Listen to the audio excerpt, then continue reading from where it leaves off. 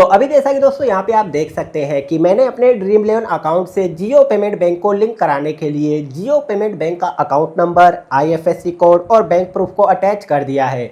अब इसके बाद में नीचे सबमिट डिटेल का ऑप्शन है, इसके ऊपर मैं क्लिक कर देता हूँ। और अभी दोस्तों यहाँ पे आप देख सकते हैं 5 मिनट भी नहीं हुआ है और ड्रीम इलेवन वालों ने मेरा जो बैंक अकाउंट है वो रिजेक्ट कर दिया है।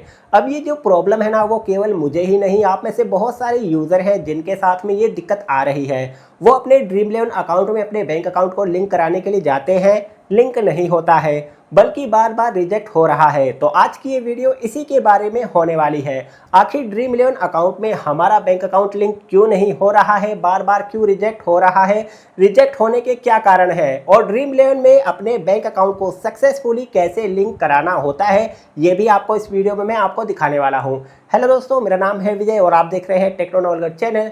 चलिए वीडियो को शुरू करते हैं। दोस्तों, ड्रीम इलेवन एप्लीकेशन में हमें अपने बैंक अकाउंट को लिंक कराने की जो प्रोसेस होती है उसे हमें एकदम ध्यान से करना चाहिए, क्योंकि अगर एक भी नंबर, एक भी डिटेल मिसमैच होती है तो हमारा जो बैंक अकाउंट है वो 5 मिनट के अंदर ही रिजेक्ट कर दिया जाता है। मगर बहुत सारे यूज़र हैं जो कि जानबूझ करके ऐसी गलती कर देते हैं या फिर अनजाने में ऐसी गलतियां करते हैं जिनके कारण उनका जो बैंक अकाउंट है वो लिंक ही नहीं होता है, बार बार रिजेक्ट हो जाता है।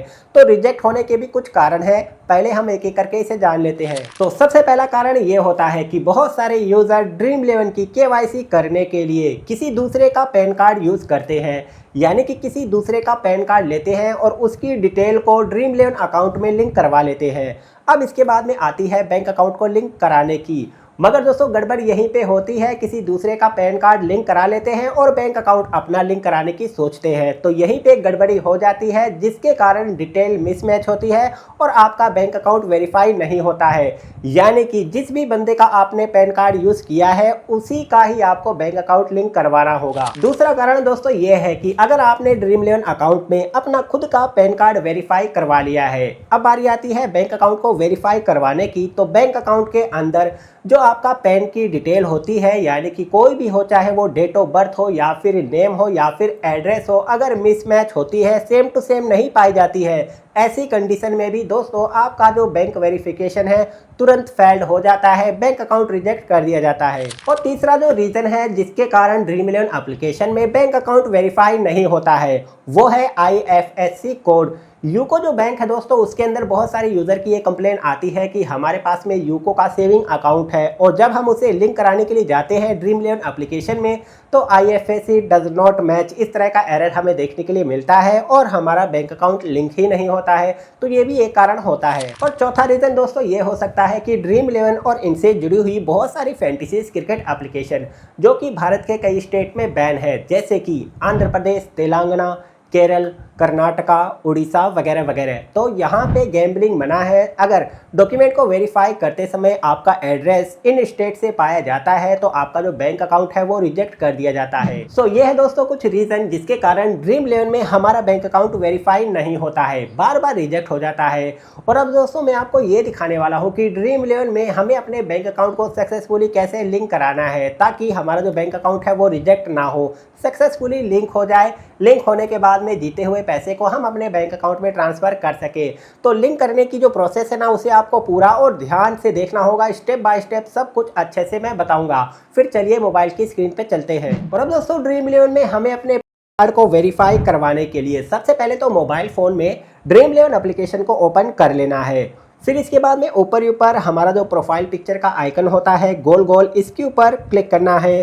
क्लिक करेंगे तो नीचे आपको माई बैलेंस का ऑप्शन मिलेगा, इसके ऊपर आपको क्लिक कर देना है। अब क्लिक करने के बाद में यहाँ पे आपको वॉलेट बैलेंस देखने के लिए मिलेगा, जो भी पैसे आपने जीते हुए हैं वो आपको देखने के लिए मिलेगा।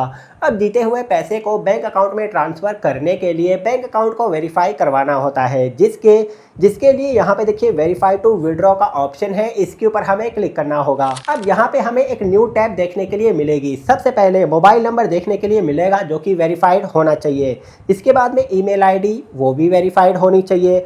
अब दोस्तों बारी आती है पैन कार्ड की। पैन कार्ड भी वेरीफाइड होना चाहिए और पैन कार्ड को सक्सेसफुली कैसे वेरीफाइड करवाते हैं इसके रिगार्डिंग पहले से ही मैं वीडियो बना चुका हूं। इस वीडियो को आप देख लीजिएगा, ऊपर आई बटन के ऊपर क्लिक करके, लिंक मैंने आपको डिस्क्रिप्शन में भी दे दिया है।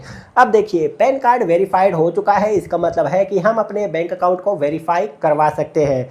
तो बैंक अकाउंट को वेरीफाई यानी कि लिंक करवाने के लिए बैंक अकाउंट के सामने वेरीफाई करके ऑप्शन मिलेगा, इसके ऊपर हमें क्लिक करना होगा। अब जैसे ही दोस्तों आप वेरीफाई के ऑप्शन पे क्लिक करेंगे ना, तो बैंक अकाउंट को लिंक करने के लिए यहाँ पे हमें एक फॉर्म को फिलअप करना होगा। सबसे पहले आता है अकाउंट नंबर। तो हमारा बैंक का जो भी अकाउंट नंबर होता है उसे हमें टाइप करना होगा। अब जिन लोगों को नहीं पता है कि हमारा बैंक अकाउंट नंबर क्या है, तो वो आपको पासबुक पे देखने के लिए मिल जाएगा, या फिर बहुत सारे यूज़र जो कि आजकल मोबाइल फ़ोन में इंटरनेट बैंकिंग का यूज़ करते हैं, तो वहाँ पे पासबुक के अंदर या फिर प्रोफाइल के ऑप्शन पे आपको आपका बैंक अकाउंट नंबर देखने के लिए मिल जाएगा।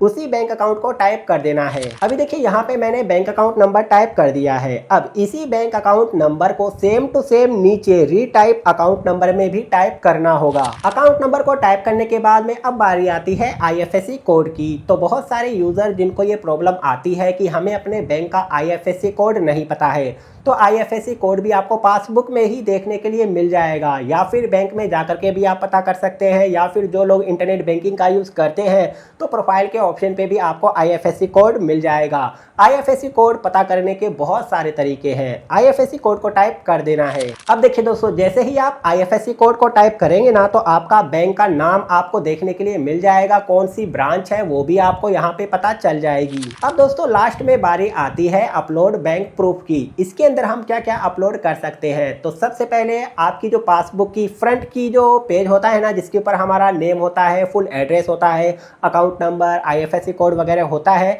उसकी आपको फोटो क्लिक कर लेनी है और उस फोटो को अपलोड कर सकते हैं।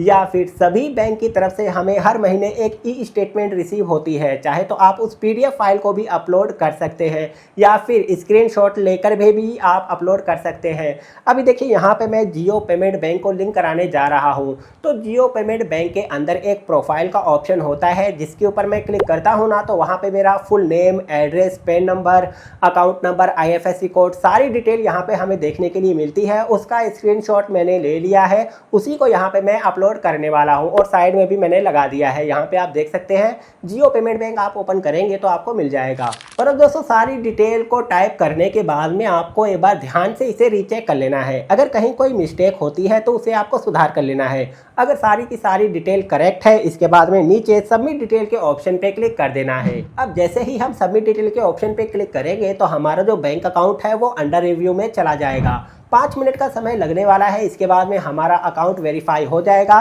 वेरीफाई होते ही हमारा जो बैंक अकाउंट है इस तरह हमें देखने के लिए मिल जाएगा। फिर इसके बाद में जीते हुए पैसे को हम अपने बैंक अकाउंट में ट्रांसफ़र भी कर सकेंगे।